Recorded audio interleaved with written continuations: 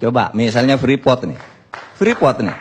Siapa orang Indonesia yang tidak mau bahwa Freeport itu jatuh ke tangan kita? Semua mau. Presiden sejelek apapun itu selalu dikampanyekan. Tetapi ketika sampai pada masanya, ternyata Freeport itu sudah punya dokumen hukum di mana dia diberi hak secara resmi oleh negara untuk mengelola ini dan diperpanjang 10 tahun sebelum berakhir dan tidak boleh ditolak selama Freeport mau.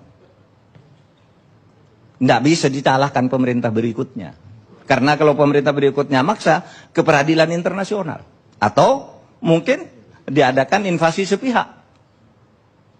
Nah itu persoalannya. Kita ini tersandra sebenarnya.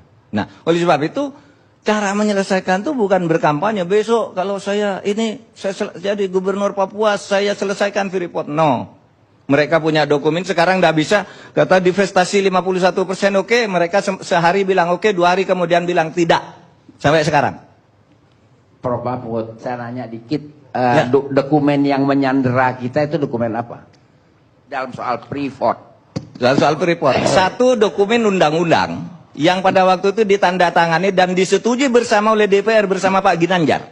Cabut saya aja. punya dokumennya. Enggak, cabut aja tuh undang-undang. Loh, kan orang sudah terikat sebelumnya undang-undang. Di situ disebut, sebentar. Di kontrak itu, di MOU itu disebutkan undang-undang, meskipun undang-undang dicabut tidak berlaku bagi Freeport. Ada, Pak. Itu Pak Ginanjar dulu yang buat. Iya. Itu berjalan sampai sekarang. Saya ketika Sudirman Said itu dikritik rame-rame, gimana Anda kok bisa melakukan itu? Merugikan rakyat. Dia ketemu saya, Pak, ini undang-undangnya. Ini hasil kesepakatan DPR dan pemerintah. Ada tanda tangan Pak Ginanjar waktu itu. Saya punya dokumennya. Nggak bisa dicabut, Pak. Seperti Bapak sudah beli lalu cabut, berlaku ke yang lain, bukan ke Bapak. Karena dia berdasar undang-undang yang sah waktu itu. Nah ini persoalan kita, Pak. Ada hukum-hukum yang menyandera kita sampai sekarang karena kejahatan jabatan di masa lalu. Gitu. Tuh. Yang kedua memang karena moral. Moralitas kita ini bobrok sebenarnya. Sehingga apa? Nggak selesai-selesai. Masalah itu. Setiap muncul periode baru, muncul penjahat-penjahat baru. Muncul koruptor-koruptor baru. Berkesinambungan kan, terwariskan itu moral-moral seperti itu. Kalau dokumen itu Undang-Undang nomor 22 itu kejahatan siapa, Pak? Kenapa? Undang-Undang nomor 22 yang menyandera kita dalam hal Freeport itu kejahatan siapa, Pak? Saya ingin ralat itu bukan kejahatan dalam arti pidana, itu tidak ada pidananya. Itu adalah proses pembuatan hukum yang kolutif. Dan itu banyak terjadi di zaman Orde Baru. Setiap undang-undang tuh satu pasal itu dibeli, Pak. Ini pasal ini, perusahaan ini yang beli. Kehutanan tuh satu dim tuh harganya satu orang bisa 50 juta, Pak. Satu dim, padahal undang-undang tuh kadang-kala sampai 200 dim. Bisa 50 juta satu orang. Berapa anggota pansusnya? 50 orang. Rupiah apa dolar, Pak? Rupiah. Kalau undang-undang rupiah, Pak. Pembuatan undang-undang masa dolar. Pada waktu itu ya, Pak. Saya pernah dipersoalkan nih, ketika bicara kayak gini, bahwa banyak pembuatan undang-undang itu yang dijual belikan. Lalu Pak Marzuki Ali sebagai ketua DPR marah. Itu enggak benar tuh, ketua MK. Lalu saya ketua MK. Saya bilang, saya tahu.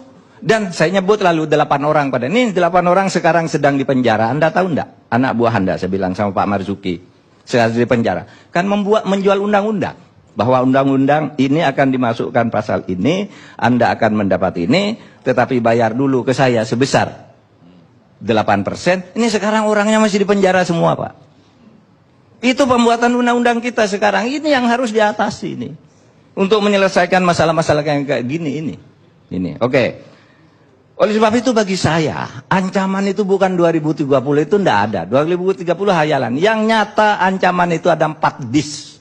Yang akan menyebabkan kita ini hancur sebenarnya. Satu, kalau penegakan hukum berputar-putar seperti sekarang, berarti kita sudah terjebak di dalam sebuah disorientasi penegakan hukum. Salah jalan kita ini. Disorientasi yang berjalan terus ini akan menyebabkan distrust. Rakyat tidak percaya. Ya kan? Kalau ada orang ngomong, matikan TV-nya. Bohong ini katanya.